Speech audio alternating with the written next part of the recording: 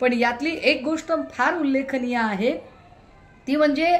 उदय सामंत हे अगदी त्याच वेळेला रवींद्र चव्हाणांना भेटायला जातात. कदाचित जर उद्या अशी काही परिस्थिती आलीच की नाही, आपल्याला आता या सगळ्या चौकशीचा ससेमिरा किंवा चहूबाजूने होणारी कोंडी फोडायचीच असेल आणि जर भाजपसोबत मर्जच व्हायचं असेल तर काय करावं, तर उपमुख्यमंत्री पदाची महत्वाकांक्षा असणारे उदय सामंत कोणत्याही क्षणी आपला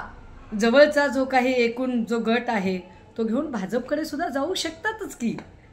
काय प्रॉब्लेम काय आहे? कारण तसंही संदीपान भुमरे असतील, गोगावले असतील, शिरसाट असतील, भुसे असतील, ही सगळी जर माणसं जर बघितली तर आता वेगवेगळ्या प्रकारे त्रस्त झालेली माणसं आहेत आणि निश्चितपणे या सगळ्यांचा सध्या शिंदेंपेक्षा उदय सामंतांकडचा कल जास्त आहे. त्यामुळे महाराष्ट्राच्या राजकारणातला जो रंजक पट आहे 2022ला जे काही शिंदेंनी एक अंक नाटकाचा दाखवला होता, मला वाटते त्याचा दुसरा अंक आत्ता